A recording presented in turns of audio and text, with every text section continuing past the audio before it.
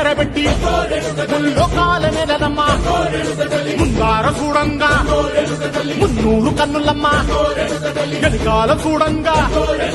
ఏనూరు కన్నులమ్మ సాధువు సిద్ధులంతా